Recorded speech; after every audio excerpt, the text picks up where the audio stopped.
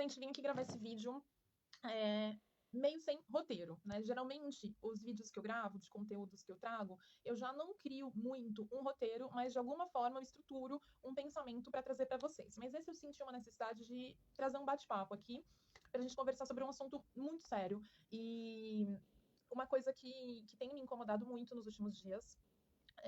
Então eu não sei muito o rumo que esse vídeo vai tomar, mas eu vou pedir para vocês ficarem aqui até o final para a gente poder fazer uma linha de raciocínio aqui juntas, tá? Alguns dias atrás, eu postei aqui a história de uma digital influencer bem famosa. Ela teve a história dela contada sobre o relato, assim, na verdade, vazada, né? O relato de parto dela, que ela contou nas redes sociais dela, foi muito diferente do que de fato aconteceu. Esse relato de parto dela, essa digital influencer é a Chantal. O relato de parto que ela contou nas redes sociais dela, no momento em que ela teve a bebê dela, foi um relato de parto muito mais, assim, romantizado, embora ela tenha contado que ela teve alguma dificuldade, que durou 2 dias e tal. Foi muito diferente do que a informação que foi vazada, e não foi nem vazada por ela, foi vazada por um grupo de mães. O áudio, dá pra perceber que ela contou ali num contexto de intimidade, muito provavelmente ela estava contando para que outras mães ali daquele grupo não passassem pelo que ela passou, então ela contou detalhes de muito abuso, né? Dá até uma certa, assim, dá até um gostinho ruim, né? De lembrar e de falar. Pesquisem aí que vocês vão ter os relatos dela.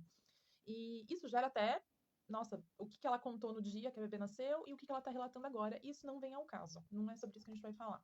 Eu quero usar esse caso, esse médico obstetra que fez o parto dela, é um médico famoso, ele é um médico referência, ele é um médico desses que cobra valores altíssimos para fazer um parto dito humanizado, né? E eu digo dito humanizado porque a gente percebeu que não tem nada de humano ali, né, na abordagem dele. E isso dá pra gente afirmar, porque foi gravado o parto dela, e o que foi vazado do vídeo do parto dela é ele mesmo, não tem como aquilo ser uma montagem nem nada do tipo. E eu quero conversar a respeito disso, né? O que acontece? A gente. Isso vem com o movimento das redes sociais. Ainda bem que as redes sociais existem, porque a gente consegue acessar bons profissionais, mas a gente também cria um certo endeusamento em torno de alguns tipos de prática e de alguns tipos de profissionais. Porque muitas vezes eles se colocam nesse lugar e a gente alimenta eles nesse lugar também, é uma relação que se retroalimenta. E isso faz com que essas pessoas se tornem pessoas incontestáveis dentro da sua área de atuação. Isso acontece e aquilo que era para ser algo muito natural se torna a comercialização, assim como foi a questão do parto, acontece na área de terapia, né? Eu posso falar pela minha área de atuação, área de terapia, isso acontece na área de terapia também. Se torna a comercialização de algo que deveria ser uma troca de serviços. Você vai pagar por um profissional prestar um serviço para você, um serviço que essa pessoa estudou, se capacitou e ela está prestando para você.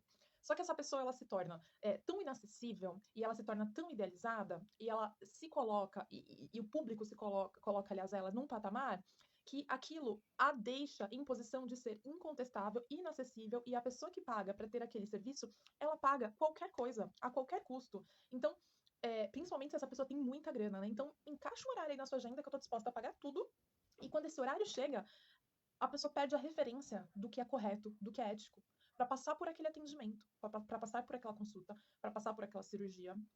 Por quê? Porque a referência dela, do que ela precisa, foi sobreposta por estar, em nome de estar na presença daquela pessoa, que foi desumanizada. Primeiro, por ela mesma e depois pela audiência. Essas imagens que a gente vai criando, né, de desumanizar um profissional, claro que o profissional tem responsabilidade e a gente também tem uma corresponsabilidade. Eu não posso chegar aqui e falar, vamos atacar essas pessoas, eu nem quero que essas pessoas sejam atacadas. Meu objetivo aqui dizer para vocês, ensinar vocês e mostrar caminhos para vocês, caminhos que eu vejo, né, possíveis, de vocês criarem as próprias maneiras, os próprios filtros de olhar e pensar, isso não me cheira bem, não vou por aí. Eu mesma já passei por situações muito difíceis. Eu sou terapeuta, eu conheço várias abordagens de diversos tipos de terapia. E eu já cheguei em um profissional que, logo de cara, a pessoa teve uma abordagem muito incorreta e eu vou relevar. Talvez tenha sido uma questão, sei lá, eu estava muito, sei lá, na defensiva. E depois eu passei a perceber que não, eu não estava na defensiva. Já tinha alguma coisa dentro de mim que tinha percebido uma abordagem estranha. Por quê? Porque eu desumanizei aquela pessoa. esse caso específico era uma pessoa que era tão queridinha, ela era tão conhecida, até nas redes sociais, e pra mim, naquela época, era aquela pessoa que se colocava como tão especialista, e pra mim era tão importante eu estar sendo atendida por aquela pessoa, que eu perdi o meu próprio filtro. Eu pensei, não, é algo de errado comigo, porque tá tudo bem com essa pessoa. Essa pessoa, imagina, a especialidade dela. Como pode ela, desse tamanho, tá tendo uma abordagem correta comigo, justo comigo? Quem sou eu?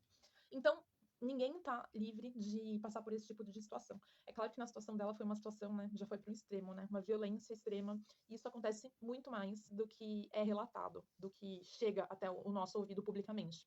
E eu nem acho que ela contaria isso publicamente. Pelo que eu entendi da história, na verdade isso foi vazado, e ela deu até uma entrevista depois para Marie Claire, se eu não me engano, e eu entendi daquela entrevista que ela não tinha intenção de tornar isso público, não sei porquê, e também acho que não é o momento. A gente não pode tornar os motivos dela não trazer isso a público menor, né?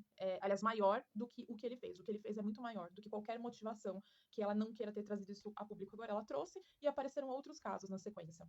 Então, aqui, o que eu quero mostrar para vocês, existe um movimento muito inconsciente da gente endeusar figuras. Quando a gente endeusa essas figuras, a gente desumaniza elas. Quando a gente desumaniza essas figuras, a gente tira a nossa liberdade e o nosso direito de questioná-las, questionar o que essas pessoas estão fazendo, e não chegar a apontar o dedo na cara delas, mas questionar dentro da gente. Será que eu concordo com isso? Será que isso faz sentido para mim? Será que eu poderia estar buscando outras fontes de informação, outros profissionais ou outras pessoas?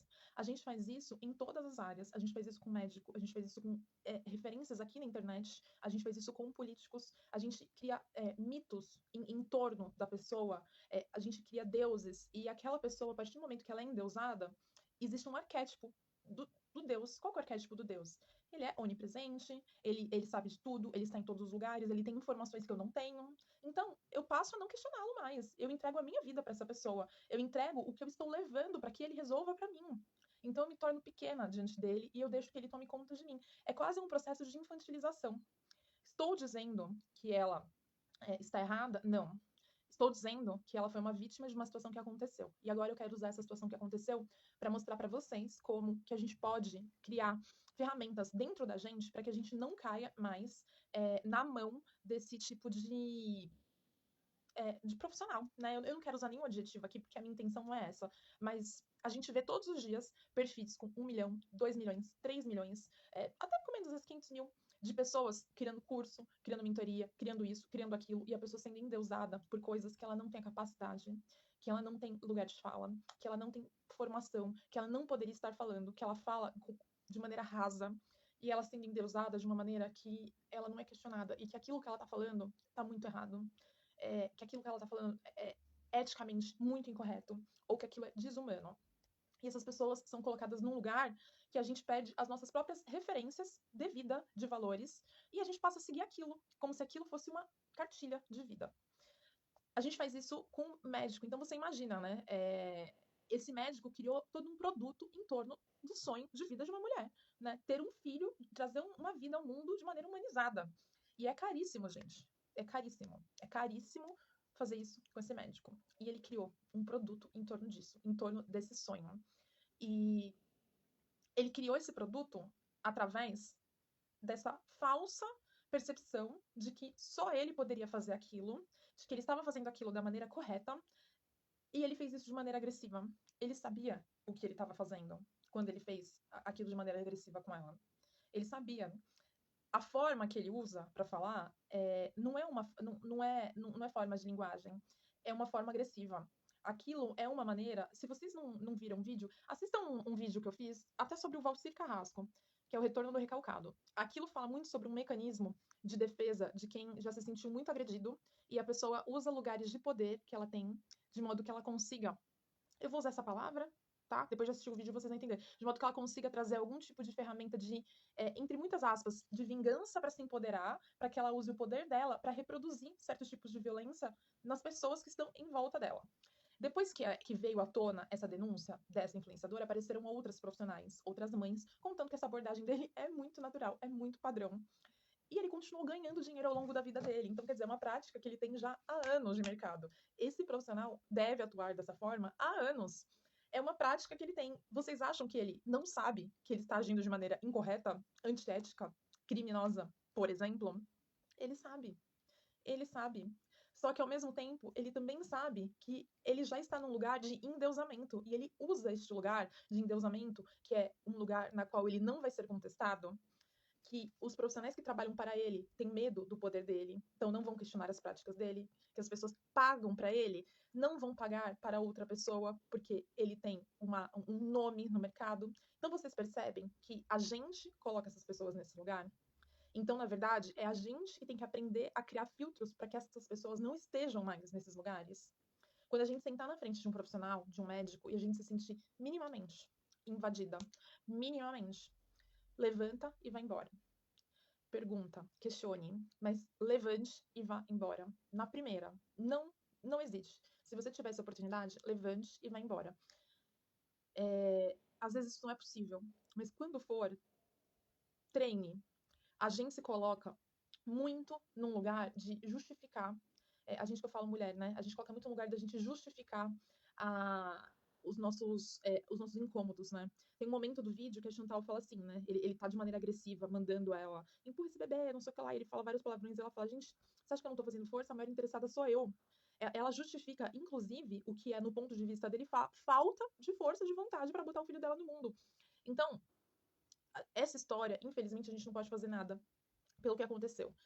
Eu desejo que ela consiga lidar com essa ferida, que deve ser uma ferida enorme. Eu desejo que ela consiga ter ajuda mesmo psicológica para lidar com isso, com esse trauma, com essa ferida dentro dela, mas que daqui para frente a gente aprenda a ter ferramentas emocionais para a gente identificar essas pessoas, para que a gente não caia mais na mão desse tipo de gente, porque esse cara sabia o que ele estava fazendo, ele sabia que ele estava fazendo errado, principalmente.